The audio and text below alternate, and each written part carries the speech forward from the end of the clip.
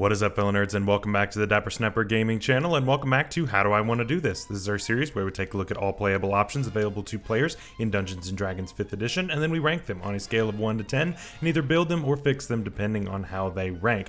Now today we're going to be talking about our final homebrew subclass before we move back into our normally scheduled programming and talk about druids next week. But this week we're talking about the Moon Cleric, and this one I think you're going to be excited for once you learn about what it can do. But before we jump into it, make sure to leave a like on the video and subscribe if you haven't already. As you can see, most people who watch this channel are not subscribed, so please help us to get to our goal of 2,000 by the end of this year. I really think we can do it, but I need your help. And then of course, click the bell so you're notified when new videos are uploaded, and share the video with your friends. So the Moon Cleric is a very different type of cleric, as it draws on the power of the two Moons of Exandria. Obviously this comes from the Tal'Dorei Campaign Guide Reborn, so this is specific to Critical Role lore, so it's going to be a little bit tougher to slot this one into a campaign if it's a pre-written module. So this is definitely one that you want to talk to your DM on before you take this, because there's some very specific things as far as theming that are going on here that may or may not work out in your setting. So just fair warning before we jump into it.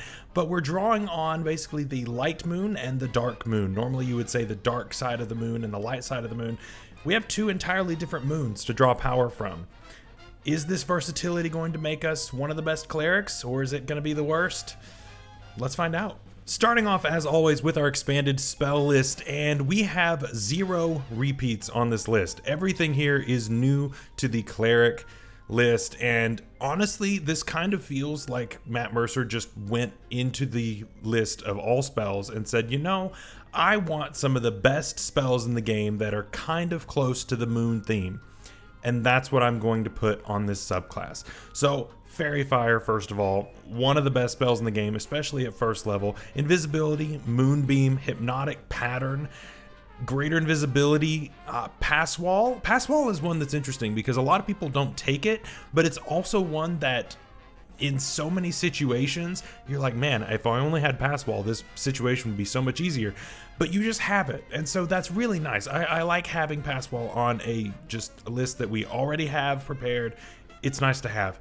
This is a 10 out of 10 list, to be honest. It's all good spells. All of them are fantastic. You're going to use every single one of them quite a bit, I would imagine. So yeah, we're off to a really strong start. At level 1, we get Clarity of Katha, and this allows us to give advantage on wisdom saving throws as long as we see the creature that is being forced to make this saving throw and they're within 30 feet of us. Yeah, that's pretty great, right? This makes you the barbarian's best friend, and this is good no matter what. We really don't need any kind of extra scaling to it. It goes up with your proficiency bonus, which I'm totally cool with. I mean, yes, it's a use of your reaction, but what else were you using your reaction for, right? As a cleric, you don't use your reaction all that much, and so I'm more than willing to use my reaction to give advantage on wisdom saving throws, which are going to come up all the time. This is a 10 out of 10 feature if I've ever seen one. This is going to be endlessly useful.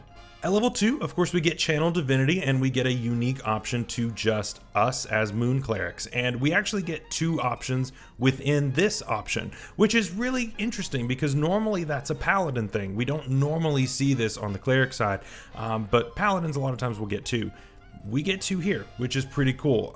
Both of them take an action, both of them have a 30-foot range, but they do very different things. So let's look at both of them as they are the same feature. The first is Blessing of the Watchful Moon. For 1 hour, you can increase a creature's speed by 10 feet and give it advantage on perception and survival checks made to track a creature when they involve smell.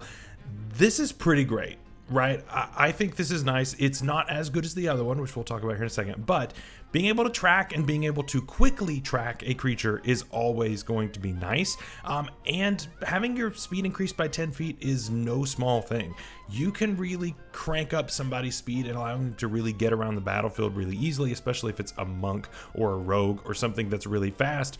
You can really put them in an advantageous situation. So we're looking good so far. It's nothing game breaking, but let's look at the other one. The other is the Blessing of the Blood-Drenched Moon, and for 10 minutes, minutes, when we bless this creature, it has advantage on all attack rolls against creatures that have an ally within 5 feet of them. This can get stupid really fast. So, number one, the first thing I think of is rogues. Rogues already get sneak attack whenever something is within 5 feet of an enemy. However, they don't necessarily have advantage when this happens. We are just giving them the ability to roll with advantage, giving higher chance of a crit with sneak attack. That's kind of busted. You also could give this to something like the new Bugbear if they're going first. You could also give this to a Gloomstalker Ranger on the first turn. I mean, this can get kind of stupid just with how much damage this can do. Give this to a high-level fighter as well when they are making so many attacks. And then you go on top of that with something like an elf with elven accuracy.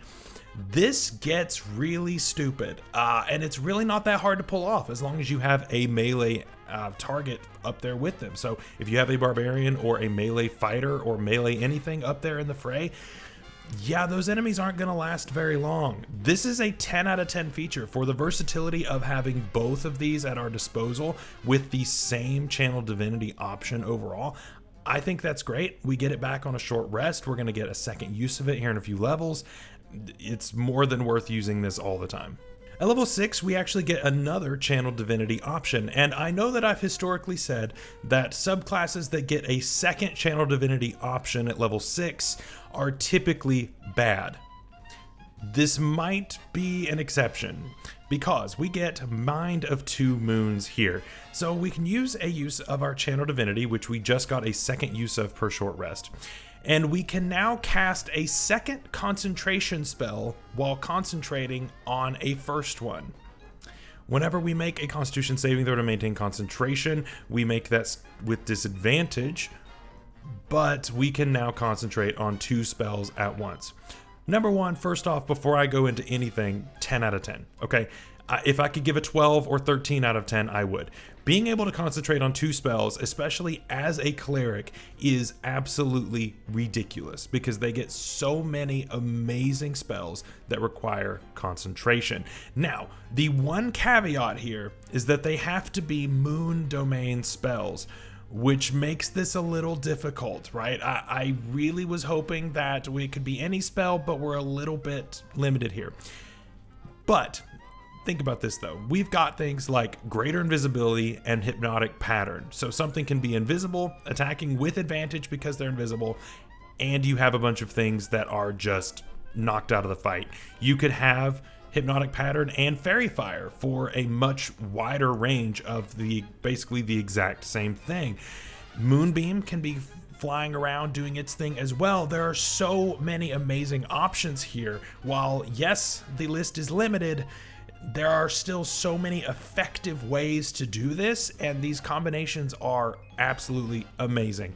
I can't give this any less than a 10 out of 10.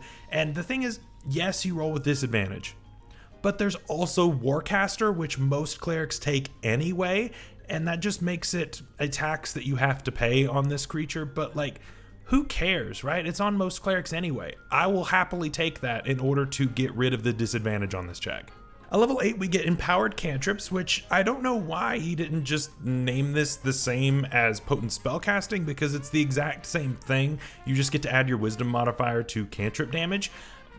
Either way, I mean, it's an 8 out of 10, right? I give this an 8 out of 10 on every time. The name change is strange, but it's the same thing. At level 17, we get Eclipse of Ill Omen, and we can now call upon the moon's full power. As a bonus action, we can cause essentially a localized eclipse in a 60-foot radius around us. This does turn to dim light, so everything that has to do with dim light applies here.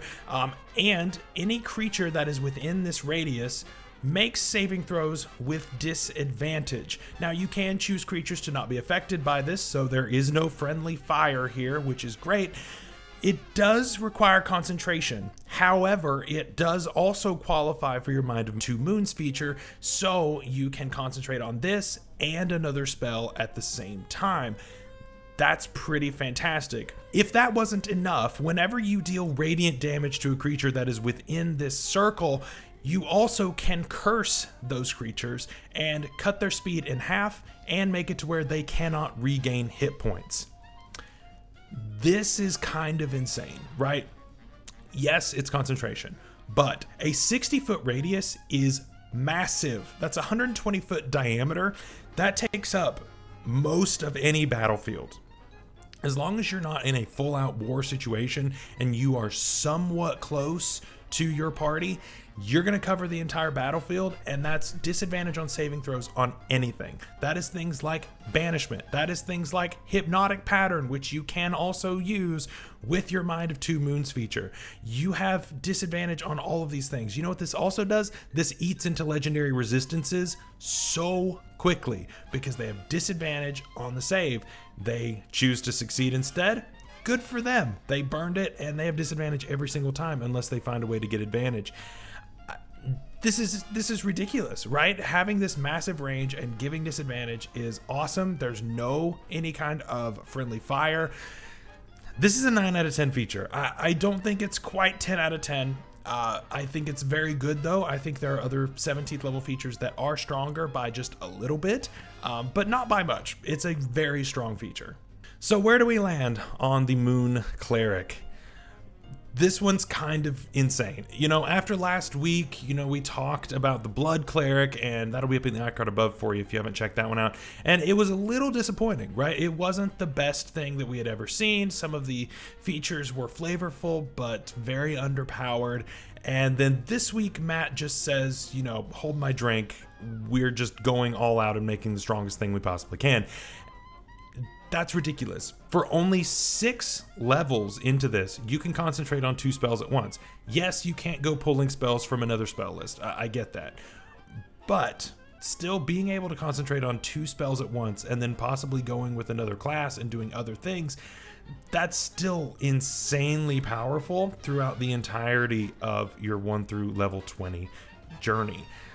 I think this is a 10 out of 10. I don't think I can go any lower. It's just absolutely insane what you can do. The beginning of this is absolutely stacked. The potent spellcasting equivalent is basically your weakest feature, but a ton of clerics already get that. And your 17th level feature is a 9 out of 10, but it's still really good, so you never really fall off. It's just an absolutely fantastic subclass overall. So that's our video for today. Let me know what you think down below. We're going to be building one of these later this week, and I hope you guys are looking forward to that. If so, make sure to leave a like on the video and subscribe if you haven't already. And until next time, stay safe out there, stay healthy, and we'll see you later. Bye-bye.